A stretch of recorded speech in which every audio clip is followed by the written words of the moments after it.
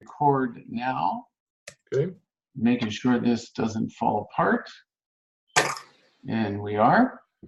So, folks, it is my honor and pleasure to introduce Dr. Mike Miller this morning. He is going to talk to us about culture and its impact on leading in your institution. Mike served as the president of Northern College from 2010 to 2018, and during his time, he really made open communication, concern for others, and understanding culture a foundation for what he did. He's a graduate, cum laude graduate of Hanover College, and pursued his graduate studies at Ball State, where he earned an MA in educational philosophy, an EDS in school and educational psychology, and a PhD in school psychology. He's worked as a dean of the College of Education at Minnesota State University Mankato, and also faculty appointments there and at Gustavus Adolphus. And it was at Gustavus Adolphus where he joined the program as a Thrivent Fellow. So another fellows that's going to be presenting for us. And if you have not heard, Bernard Buhl, who was our presenter in September, has been elected president of Goddard College. So, and he takes office here fairly soon. Mike's areas of interest include assessment, research methodology, and organizational leadership. So, Mike, you have the floor. Okay, and I would characterize this hopefully as a conversation with you, as opposed to just a formal presentation. I think the slide that I have up, hopefully, I think I've worked in different types of institutions and have seen very different cultures, and have, in that amount of time, had good mentors and teachers and others about understanding culture and understanding how to operate within it, and in an attempt to improve culture. So that's perhaps why I've been asked to do this today. It doesn't mean that I'm a master of culture. It means that I've had a lot of experiences and seen a few things, and hopefully I can share some things to help you in a similar kind of way. And I appreciate it if you have had a chance to look at some of the questions. So I'll get started. Culture, as we all know, though, as a president, I certainly learned about it much more vividly than I did even as a dean. Complex. It's very, very important to the success of an institution. It's funny though, in its complexity, it can change, and there's obviously lots of players in how culture comes about, and it has also actors that attempt to shift, change, rename, or question the nature of culture within it. And we'll talk more about this later, but the kind of position we're in right now, where a lot of college campuses are in kind of a zero tolerance kind of mode, student body for sure, and in some cases faculty, it can be there can be flashpoints. And so it's as a result, I guess, in being in a particularly activist institution last, and in two institutions that required some substantial culture change within units that I was serving, it does require a great deal of attention on the part of any leader, communication, an amount of beyond the communication you have with people. It certainly requires intuition on your part, presence in showing up and being attentive to those things, consistency, and then in this kind of world where culture and the way people treat each other and how culture can stand in the way of success, it's something that it kind of pulls you in, particularly if you're someone who shows up for all events and all parts and listens to everyone, it pulls you in. So as it pulls you in as a leader, it's important to also remember, and this is work that Diana and others can probably help you with, it's hard not to overreact or being pulled in too closely. Leadership also requires a good deal of confidence and steadiness as you lead this. But I shared this with you before, this particular slide, just a few words from a couple different sources about what culture is, lived values, the manifestation of what's noteworthy or meaningful about an organization. And with this slide, I guess I'm trying to characterize that oftentimes institutional culture is characterized as something that is readily identifiable by everybody, and it's something that has kind of a life of its own. My experiences in different types of different sizes of institutions, there is kind of a collection or a gestalt kind of piece of what the culture of the institution is. And we'll talk more about how those things are kind of protected, but also within an institution, units, specific units, the admissions unit, the advancement unit, the faculty, can have their own kind of subcultures or cultures within the unit, a culture of its own. So you can have a healthy institutional culture that's progressive and solid and stable, but have an a unit within it that's where there's great distrust, or there's increasing or growing kind of dysfunction within the culture. Those things can be obviously flipped the other way. An institution can be kind of high-centered and really challenged, but have units within it that are very well functioning well and doing important. So wherever you're at in your leadership position at this particular point, there's an important work in leading culture and attending to it. So I asked a couple of questions out, and we won't kind of describe the culture of your current institution organization, but I'm just wondering if there are comments people had about kind of that variability of constituencies within your institution. Whether anybody would be willing to talk about this just a bit. So let me just pause there and see if anyone an answer to that second question that seems interesting or helpful to others.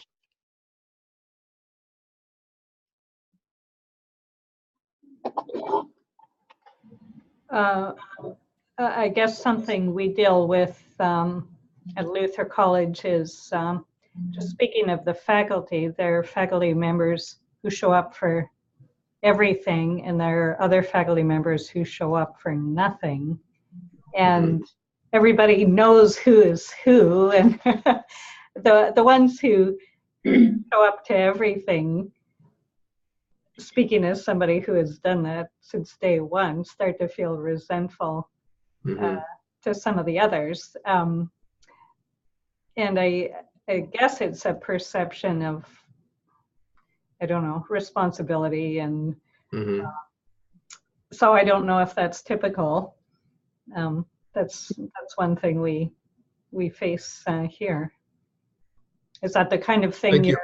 Yeah, I think so.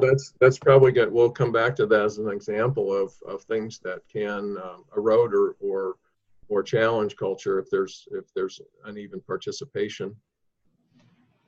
Anyone else? I can share a little bit. In our institution, we have kind of two different cultures, and it's been this way for a while.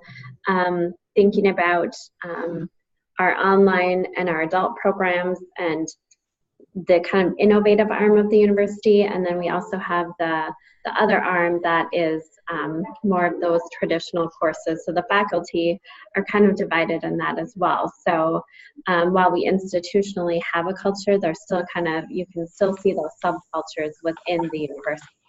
And each one kind of has their role that they play, but that sometimes creates some tension as well. Okay. That's really an interesting example. On the webinar last month having to do with innovation, their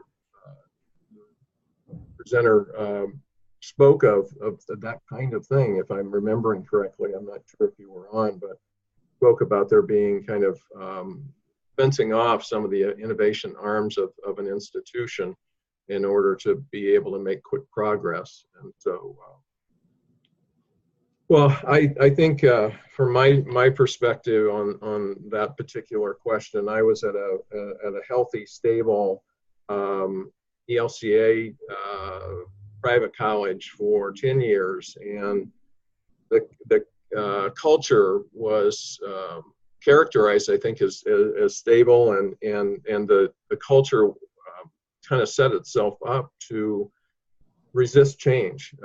There wasn't a large call to alter or to innovate at that particular time. That was some time ago. That institutions made some pretty remarkable innovations in the last handful of years. But at any rate, at that particular time, the structures and the way things were managed within the institution led us to a spot where very few changes could be made in the institution. That said, there was a lot of satisfaction, general satisfaction, if not complacency, a little bit in that. But there had been certain factions, I suppose, that were a little challenged by that, felt some urgency to be changing, and other units that really were very much engaged in a positive kind of way.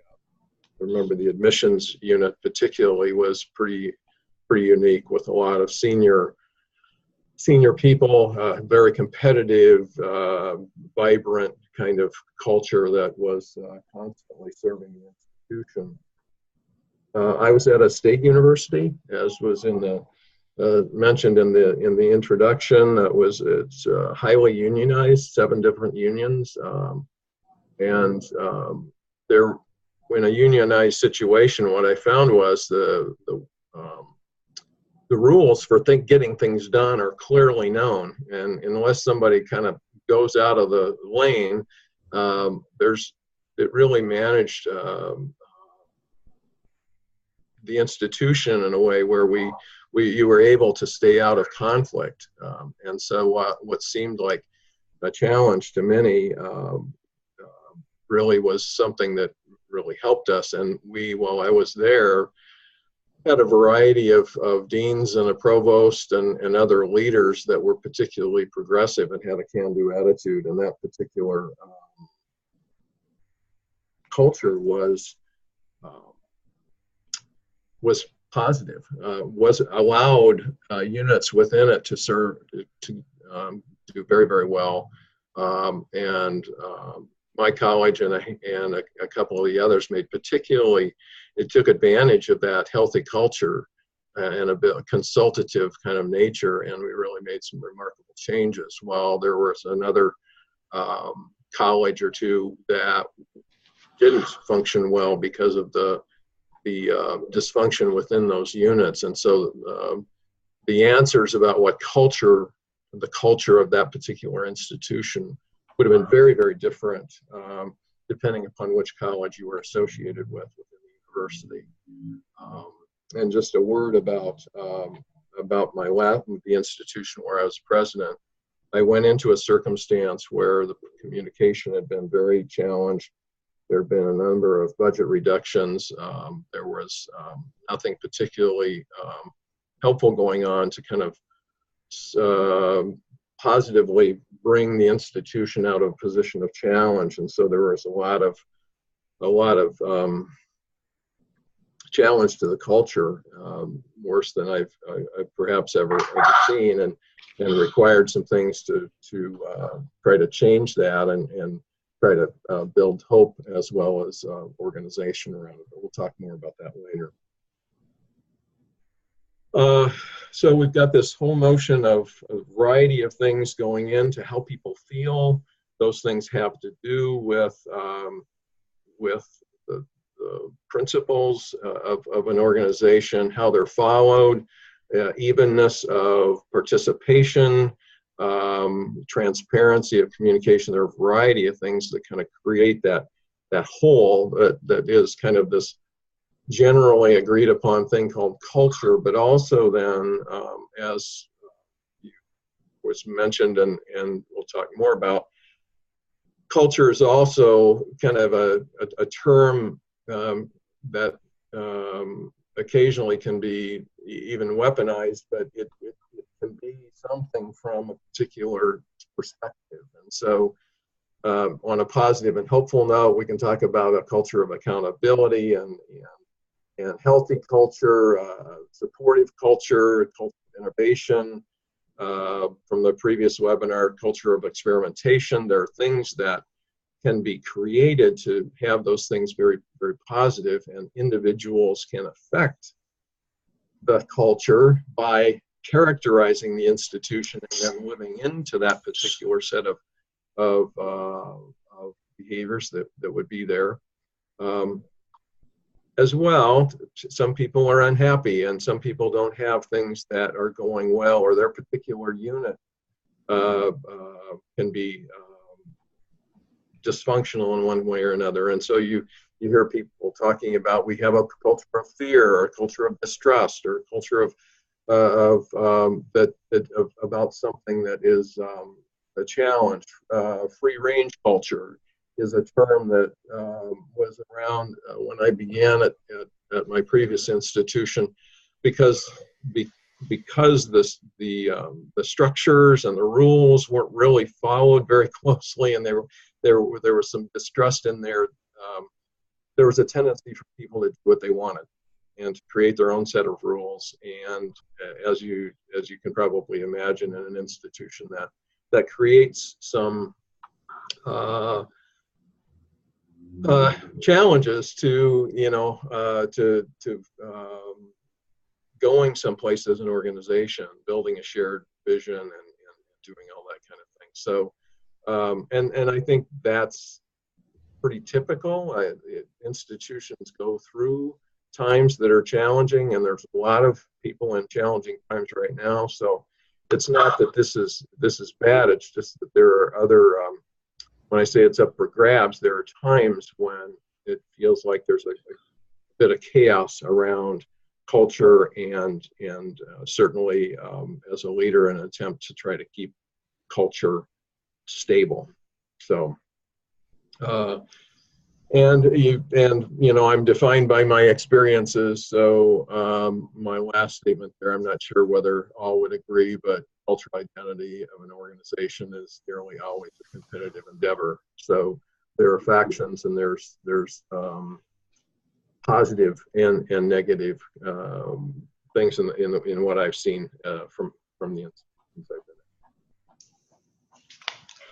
in. So I know that there are beliefs within this fellowship program about strategy, but can good strategy overcome unhealthy culture?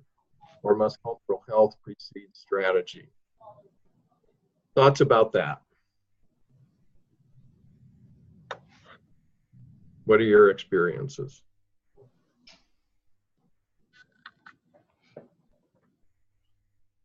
My experience, actually at Ball State, I'm a fellow alum, was that good strategy could paper over unhealthy culture, but not permanently. And when there was a leadership transition, things backslid pretty quickly. That's interesting. Others have similar experiences?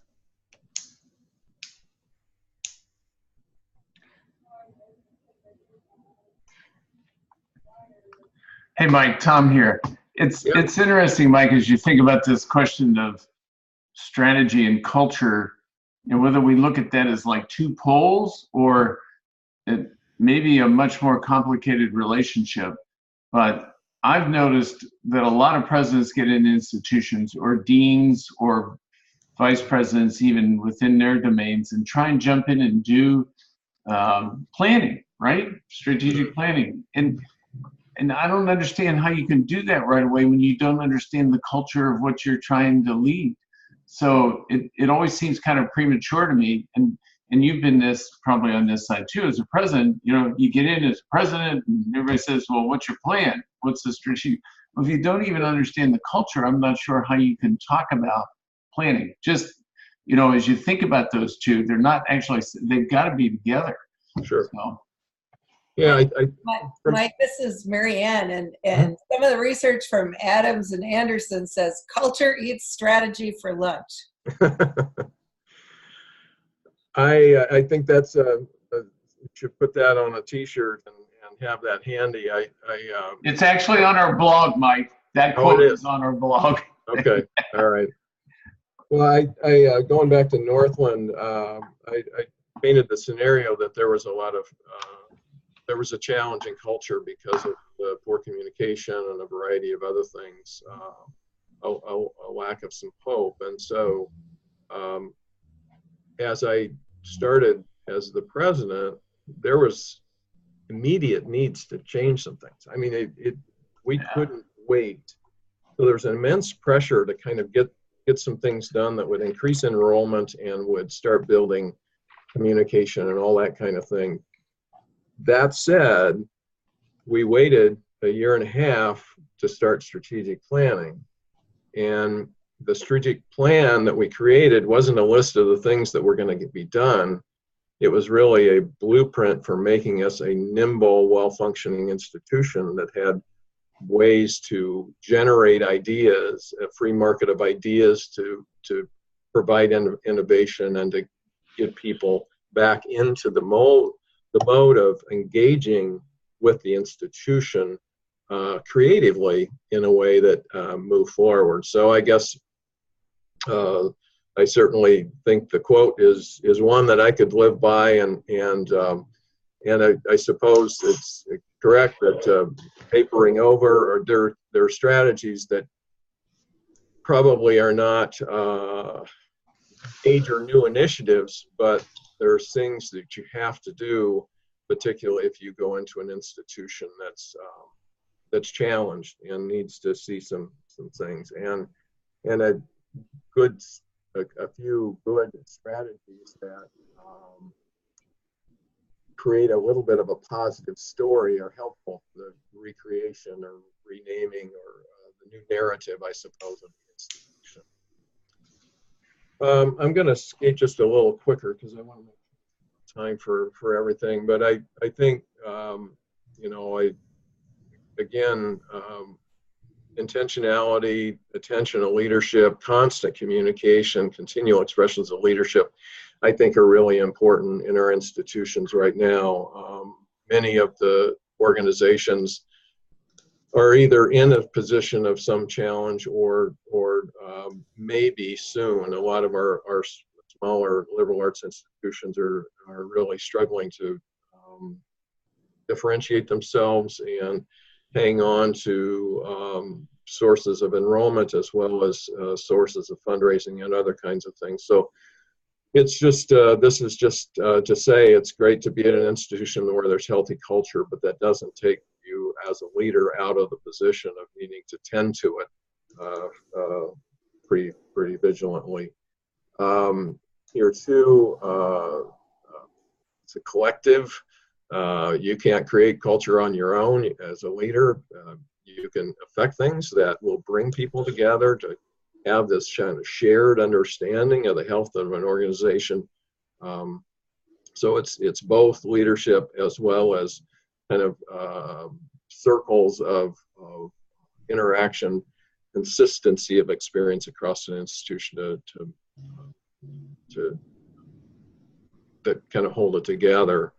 Change, loss, fear, urgency, unsupported aspiration within an institution if you're moving too slowly, mentioned at the first institution, there were people who really wanted to evolve into, at that particular time, there were a lot of cross-disciplinary programs that were emerging across the country, and there was a kind of a bit of a lag in the creativity within the academic program that really had some people challenged, and there were other kinds of things. So there's a variety of pressures, I suppose, that create some pressure on that.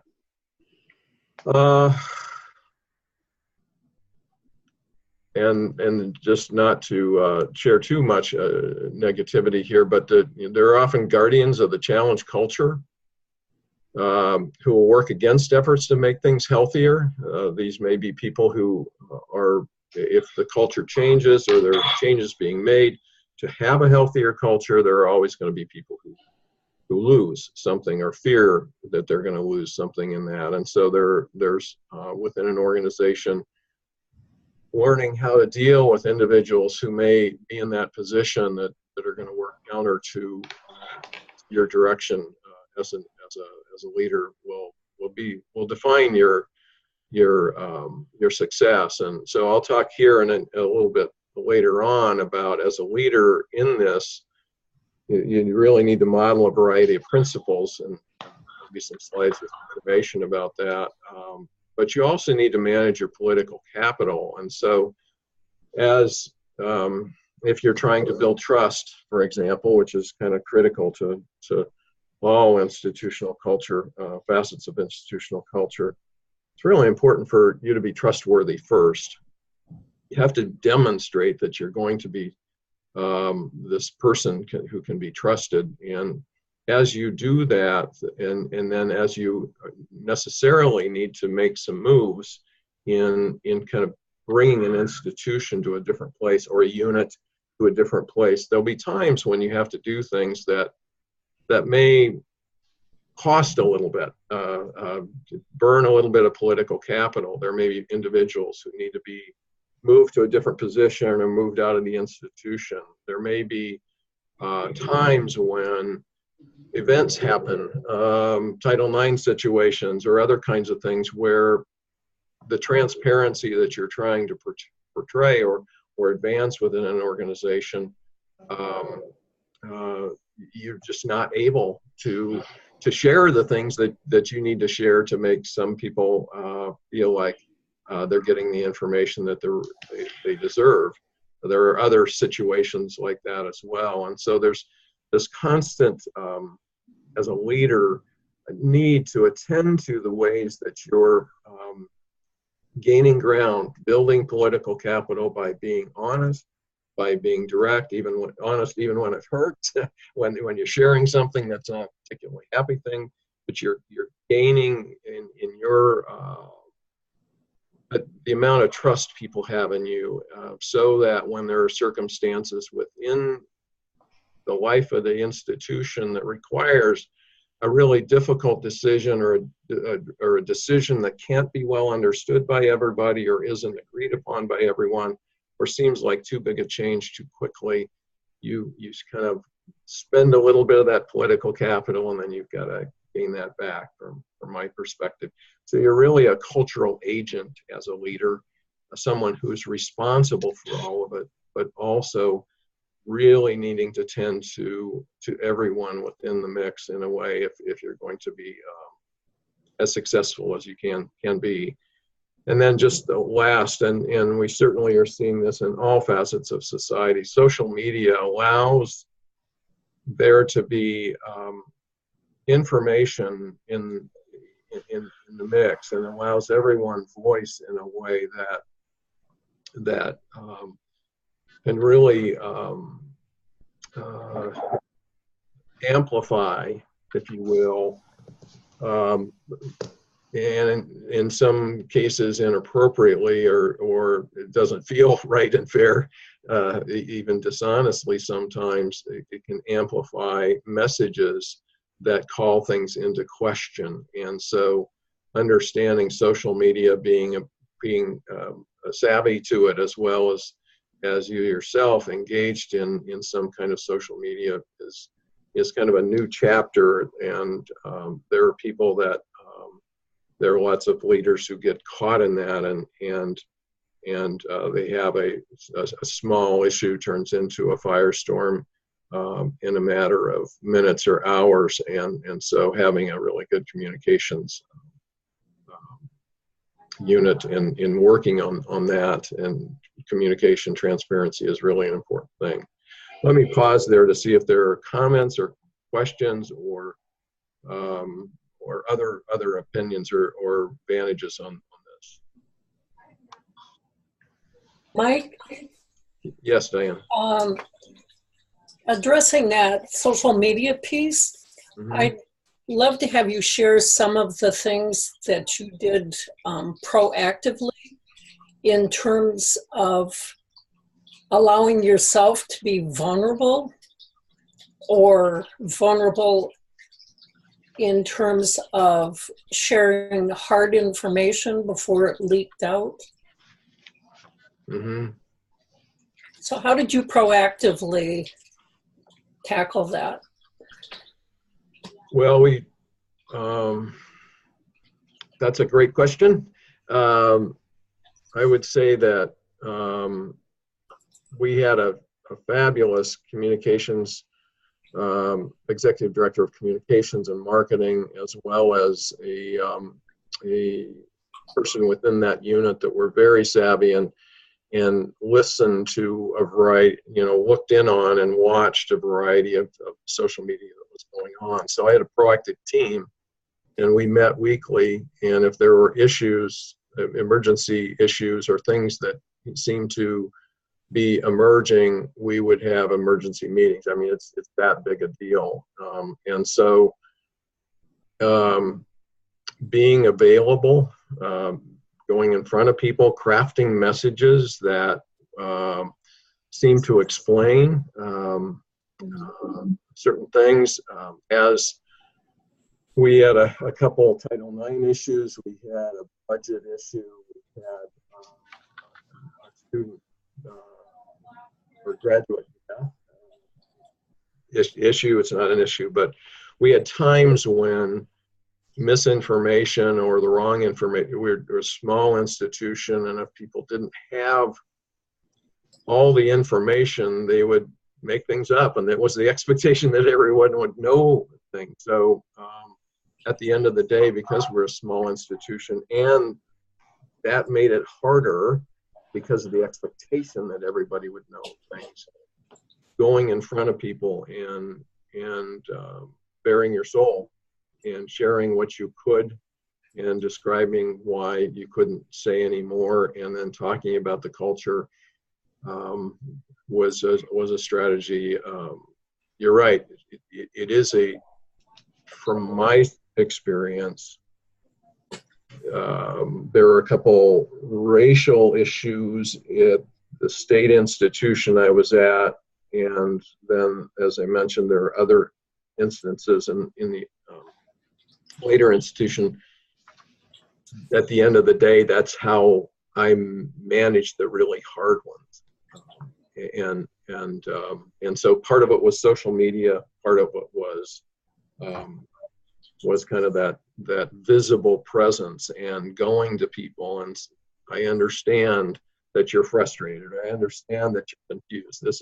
And just kind of throwing your body in front of the train, and every one of those circumstances at the two institutions where I've been a part of doing that, people punch themselves out. And at a certain point, the crowd changes, and then out of the attempts of transparency, people will come around and people will start building back, and there'll be positive messages and coming forward. The other thing that I think, in terms of an answer to your question, we had a number of people within the social media network who would push back. And that wasn't something that, as the president, I felt I couldn't orchestrate that.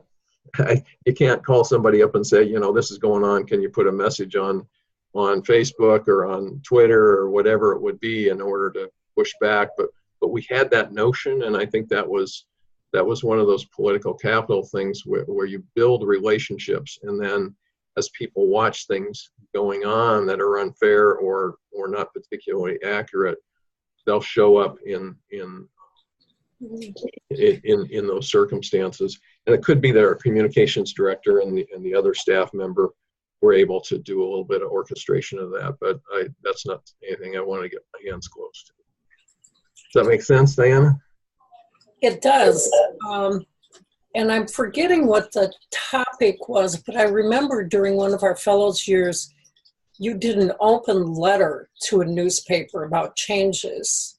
Yes. That our fellows had a discussion about in terms of the openness and vulnerability to just put it out there before rumor mills could Sure. create stories around it. Yeah. Yeah, it's that kind of stuff that really keeps you awake at night, you know, and you know, the amount of emotional energy burnt in terms of trying to think about how to have this group of people that you care so much for, and this organization, institution that is so important, just hard to watch self-inflicted harm, and that not everybody on a campus is going to share that sentiment. In fact, if somebody is feeling wronged, they may have intentions to harm it. And so lots of strategies, you know, open letters, letters to the editor, going on the radio, the having social media messages come out. So I was a pretty active Twitter user, and had some help getting started with that. But you know, there's a lot of things to be done. Okay, determinants of culture, healthy and unhealthy. You know, as I tried to understand my responsibilities and also understood that culture sometimes holds institutions back. All three of my institutions had things that were cultural things that were holding back advancements. I really became a fan of Bowman and Deal's book, Reframing Organizations. And it allows you to look at an institution, make sense of it from a variety of different vantage points, and then as a leader try to interact with that. So much of what you're going to see really comes out of kind of an informed usage of that particular book. But thoughts that you wrote down about this particular question before we move on to kind of some things I'm going to share?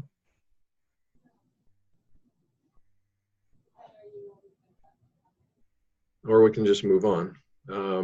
There are things that help, and there are things that hurt, and so these are some ideas that I have at experienced ones. Soundness or lack of a viable structure. So the structural frame in Bowman and Deal really talks about the rules, procedures, the org chart.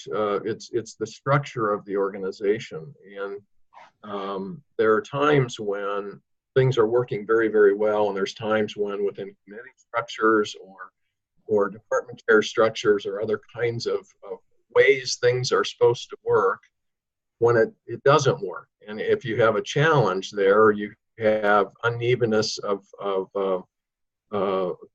for example, if things are supposed to be approved a certain way in an institution, but that's not working, then people will do end runs. There'll be a lack of trust that results out of some of that.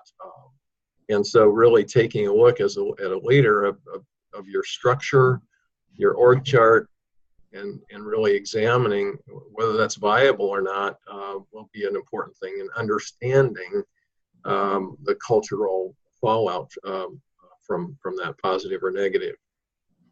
Second one, the alignment or disjuncture between structure and the political frame.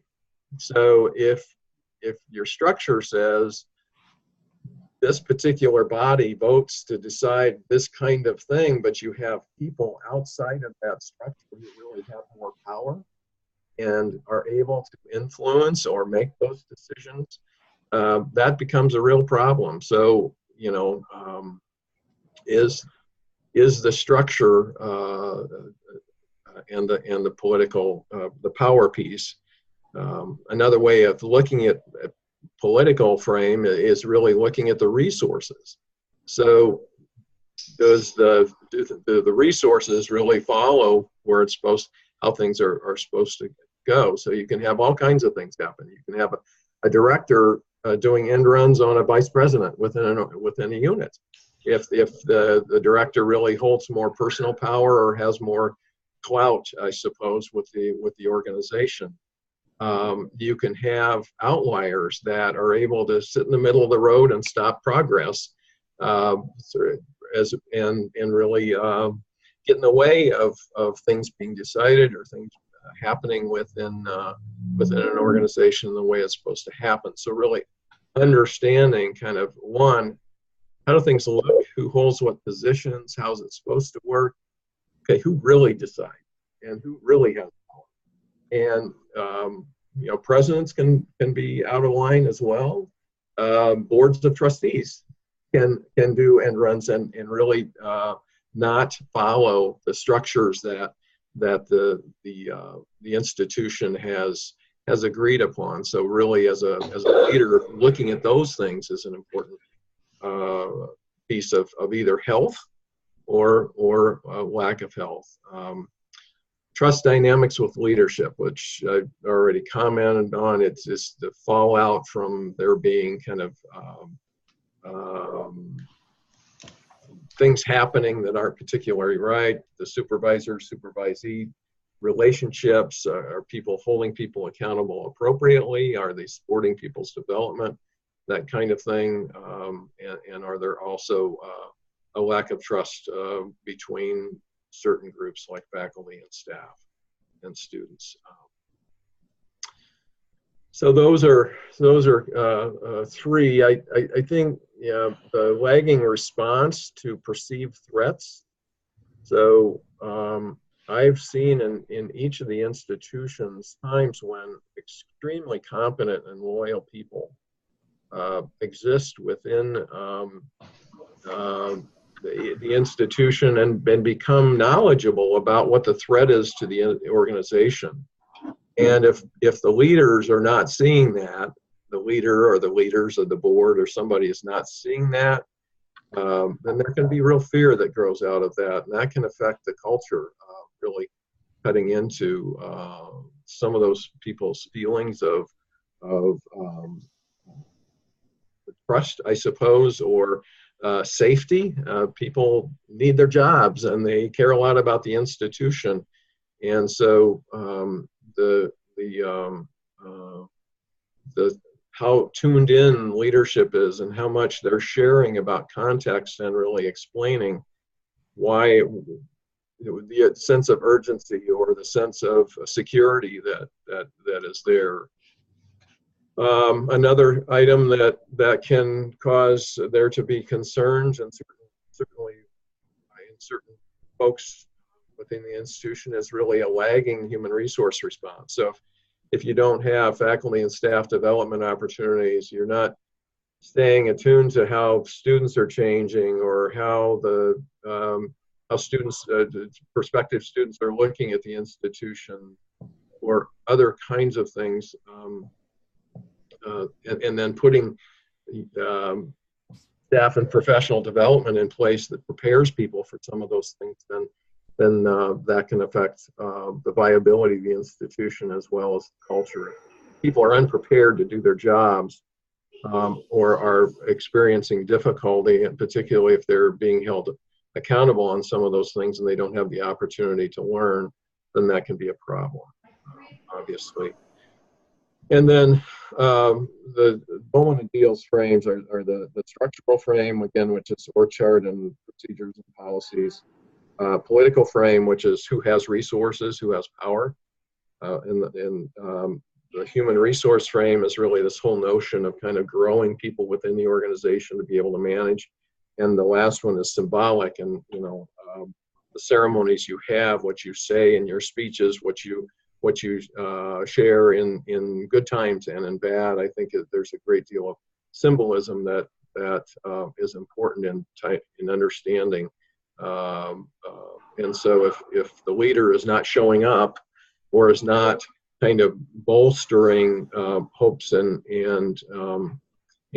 sharing things that will provide confidence, or if the leader's not owning the narrative and being the guardian of that, telling the one to tell where we're going and why we're going there and why it's important and how fast do we have to go and how people are going to be supported along the way, then you can have challenges to your culture. If somebody's doing an excellent job of that, it doesn't assure everybody's going to be fine, but there's a much greater chance if you do that.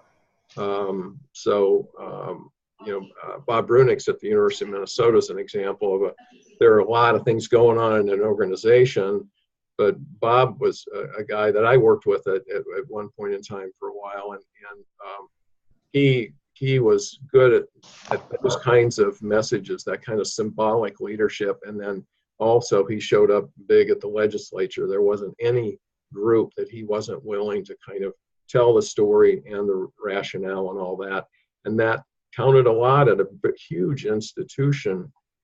Culturally, that was a very, very important thing there. So those are a few things. Any questions about any of that or examples? I can provide more examples, but I know we're moving on in time.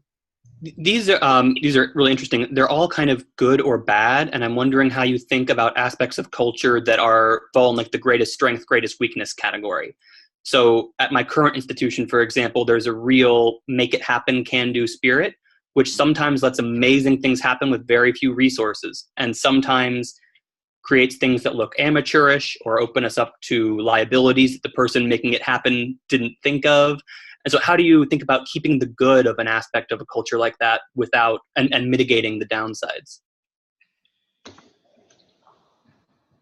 Well, I think there's things that you can do to formalize the sharing of ideas, and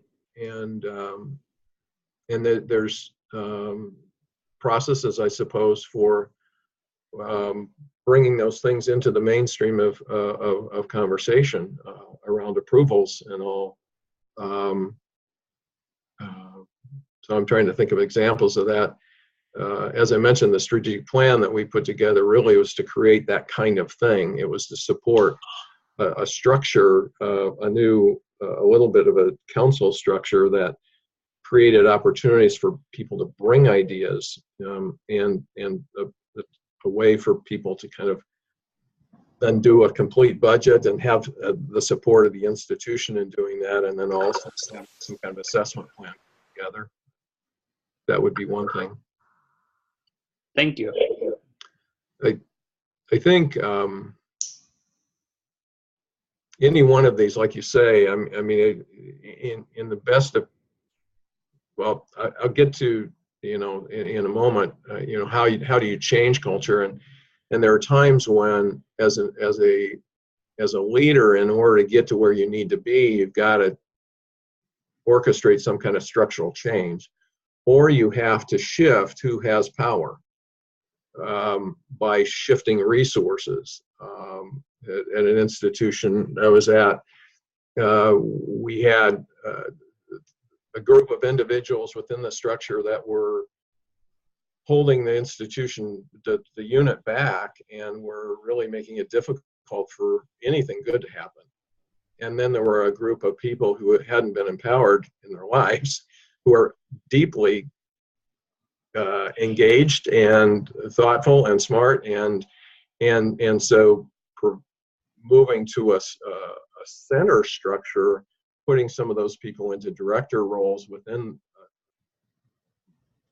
a set of centers, and then doing things like sending them in groups of 3 to 5 to conferences, and say, okay, go to Boston for the 3 days of the conference, have a great time, and come back with one idea, and then we'll talk it through and then run it through the structure. So there are some pieces that I'd like, I guess, to point to that allow you to move within the organization and to change what happens. Again, and some of those are going to be structural, changing the org chart. There are times when people are not the right people in the right seat on the bus. Maybe they're on the wrong bus. But structure, the resource piece, can you get resources to give to people who have great ideas and then hold them accountable to make sure that their plan is well thought out, and all of that kind of thing. The human resource thing is really important, and part of not going towards a bad idea or a half-baked idea is through, you know, teaching people about budgets and teaching people about assessment systems and really opening up their ideas to more eyes in a collegial, positive way. And then the symbolic stuff too. So let me, and we're getting a little short. What I'd like to do is shift the lever to alter and improve culture, if I can, with apologies here. As I mentioned just a moment ago, attention to structure. How are things supposed to work? Org charts, handbooks, rules, procedures. Are those things working? Are people playing within the system that you have there, or are there irregularities? And that would be everything from people just having more power and interfering with the success or the progress. Everything from on that side to a board that gets intrusive and gets very vocal or even active in the weeds of an institution in a way that disempowers leadership as well as the campus.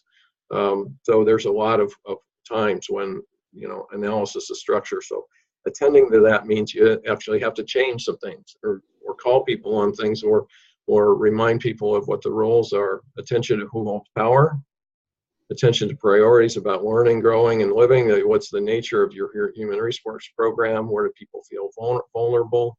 Where are people doing things that you can see as a leader that are not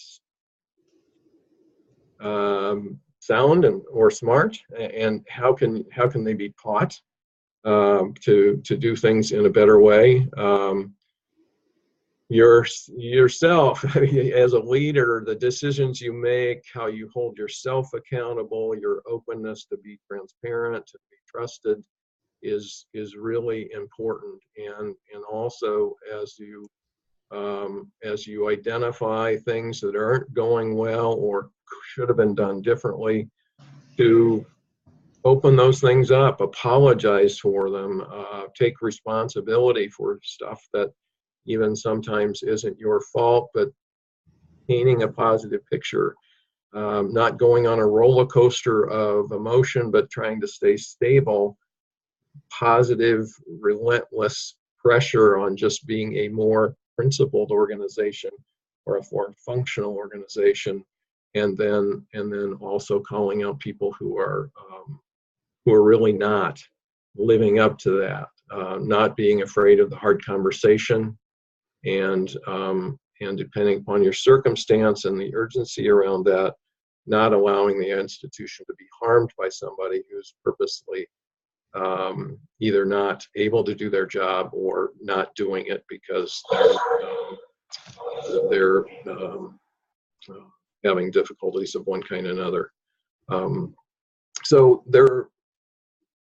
it is something that I think you know, presidents like to talk about, you know, well, I spend half my time raising money, or I spend 3/4 of my time doing this, or whatever. And presidency is one of those things where, or any leadership of any unit can turn into something that's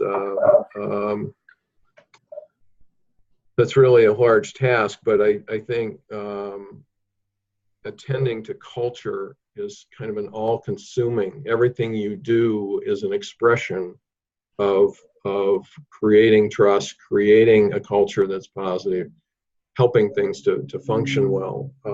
I was just at a function last weekend at Gustavus, and Becky, the new president there, I guess she's been there 5 years. She's not new, but every place we went, she was there, and she was smiling, and she was engaged, and she was on task, and she laughed at herself in a conversation I had with her about being an engineer and scientist and research scientist, and now doing all these things that are interpersonally important. But she's a great example of how that is really energized an institution in a way that everyone I spoke with just was amazed at her energy and her ability to kind of turn some things around at that particular institution. So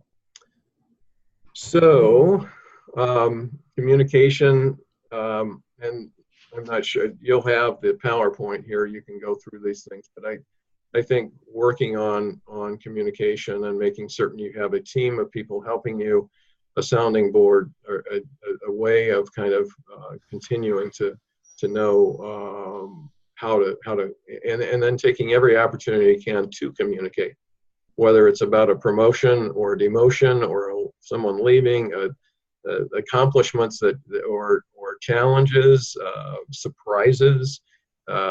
All of those things are really critical to an organization's success and to the organization's healthy culture remaining intact. And so as I get to that last spot, I guess I'd like to, who are you and who are you as a leader? And the Thrivent program and the coaching that I got within that, and my good friend Diana and others, just really understanding who you are. You know, the culture is kind of this constellation of stuff with people, and it's out there, but at the end of the day, and at the end of every day and the beginning of every day, knowing who you are as a leader, your own principles, your own security, and the responsibility that you take by being a leader, I think those pieces are that's really critical. I think if people lose their way or overreact or underreact, it's because they've maybe taken their eye off the ball of being the one that needs to, at least symbolically, be the expression of culture that the institution desires, if that makes sense. So I'm going to pause, or maybe be done there, but I'm pretty certain that the program is going to take you all as a directionally towards that understanding of yourself and how that moves forward. So thoughts or reactions to any of that last statement? And I would also call on Tom and Lauren and Diana to react to that as well. Is that something that you have seen or feels important from your vantage point? Mike, Tom, I couldn't agree with you more. I mean, it's, you know, and it's sort of a Kuznets and Posner approach to the leadership challenge, and about everything, whether you're a dean or a department head or a president or a vice president, everything you do and say either makes culture, tears it down. It's just a constant in the background, and how you treat people. So yeah, I'm with you. Okay.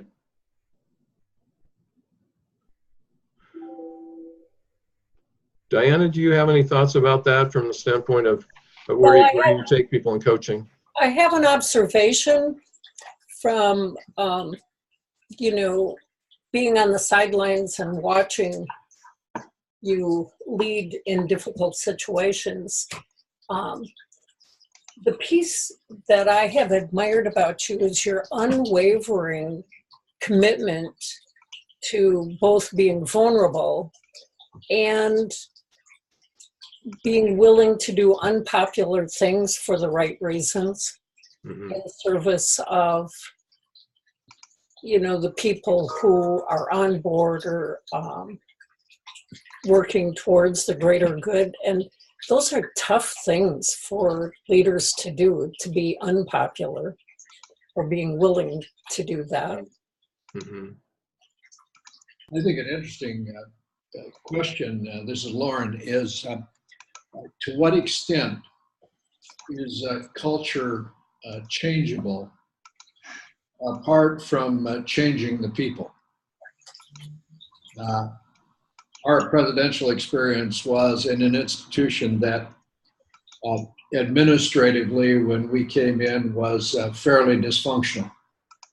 And the culture was, I'll kind of do my work, but I won't work at it all that hard from 8:15 to 4:45. And if there are a few errors, why, we'll find out about them. We'll fix them tomorrow. Mhm. And there was just a kind of a lack of discipline and a culture of kind of go easy had developed. And we set about to try and impose a good Norwegian work ethic on that. Mhm. And it was interesting to see where one could make progress on that without changing out eventually the people who were doing the work. And some people were capable, it seems to me, as I reflect on that whole experience, some people were capable of making the shift kind of in the cultural norms that govern their work.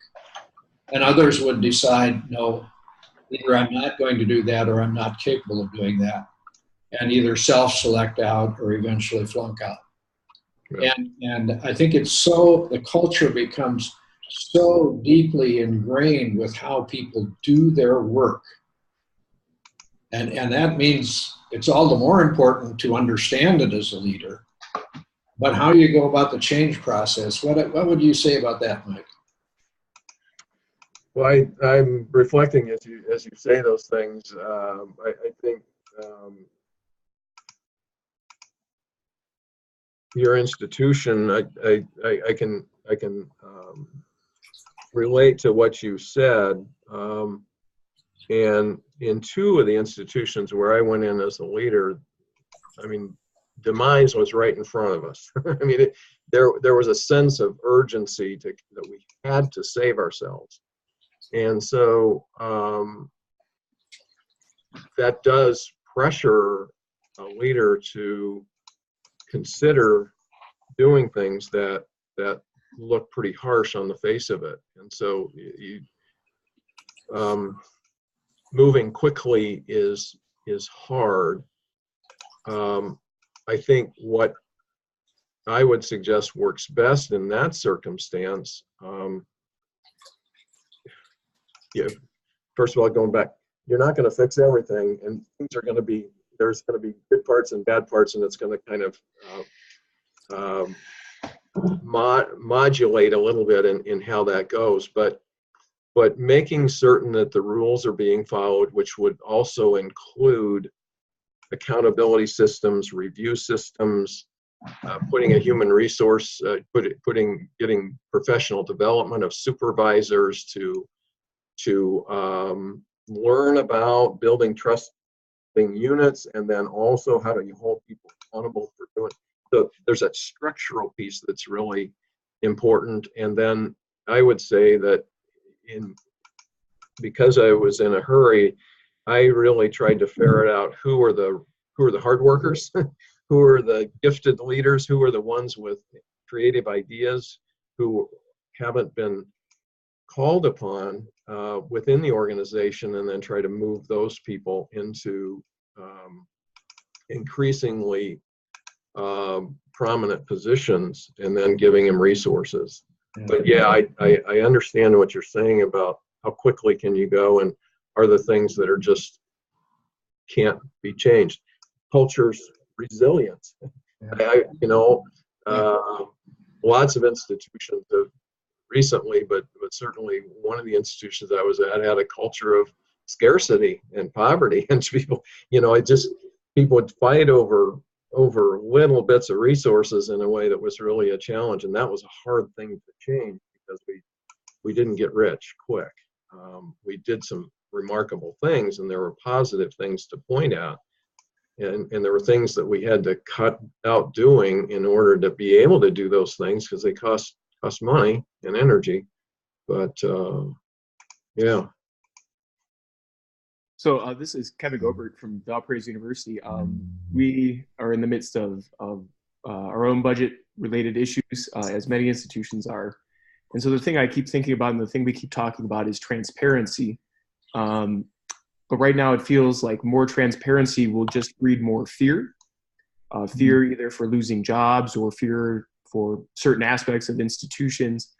And wondering kind of how do you effectively, through transparency and through that fear, move towards hope? Because I think that's ultimately what we desire, right? Hope that the morning will bring, something better, if you will. But that's one thing I'm contemplating and thinking about as a whole bunch of cultural things have come up as a result of all these things kind of falling this fall. So. Mm-hmm. Well, I'm sure there are people on the webinar here who have experience with this. I've had experience, and I guess I've kind of lost that fear of sharing virtually anything that's not illegal or not illegal, but protected, or it would be illegal for me to share. But numbers and budgets and net tuition revenue for students and those realities, if you don't tell the truth and you don't tell the complete truth, it's in my experiences with that, it comes back at you, and people then don't trust you. If you can say, this is where we're at, and this is here's what we're going to do, and here's what we're going to protect, and here's where we're going to go, along with the data, the spreadsheets and all that, that's a better position than trying to nuance the message, because people are going to be afraid. People are going to be afraid when they don't trust that you're sharing the whole picture. Then they're really going to be. And as a leader, sometimes you get caught. This is an aside, I suppose, but presidents lead from the middle too. I mean, on one side you got the board, and on the other side you got campus, and on the board you got business folks, largely, or many of them, who they just decide, and this is what you do, and you don't necessarily. So there are people who have a very healthy fear about sharing the bottom line because nobody needs to know, and so you've got to, in my experience, you have to teach people on both sides about what the circumstance is and how to move forward. And this is my approach. It might not be everyone's, or might not be the right one, but but there are times then when the board makes a decision that you have to implement as a president to put you in a position where you're going to spend a whole bunch of your political capital because it's a surprise. The situation may not be a surprise, but the fix might be a surprise. And so that's where that's an important piece in there as well. But I would really caution you about being too worried about scaring people. If you're there with them and you're with them and they know that you're a supportive leader or a group of leaders, and that you're going to be working really hard to try to minimize the pain and maximize the improvement that you're going to have in the next step, I think that's a better position. Hey, Mike, Tom, and Kevin, it's interesting. First of all, trust, just like Mike talked about before, trust is always what underlies this whole thing. And Kevin, when I ended up at one institution, I mean, it really took having to look over the abyss for culture to change. I mean, it actually, the life of the institution was under threat. to begin to say we need to do things differently, and we need to look at the world differently and understand it as realistically as we can. And it called for some really frank assessments that ended up being scary. They do. But it's really hard. And when we moved to campus from one place to another, in one sense, you could argue it didn't change mission. It didn't change lots of things about the institution. And another side of it, it changed everything, almost everything, self-perception, all that stuff. So anyways, Kevin, maybe we'll have a beer this weekend if you're back. When I get back late Friday. Yeah.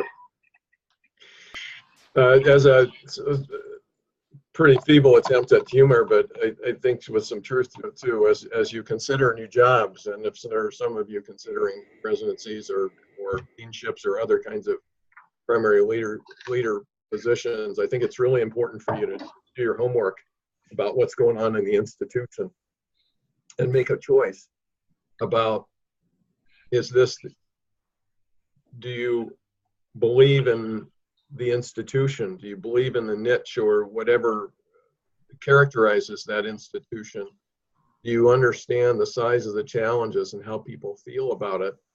Because that's going to define the number of sleepless nights and the nature of your work. And Mary and I made a decision to go to the last where we were at as president, and we knew well, though we didn't know it in Technicolor, we did know well what the challenges were and felt like it was a good use of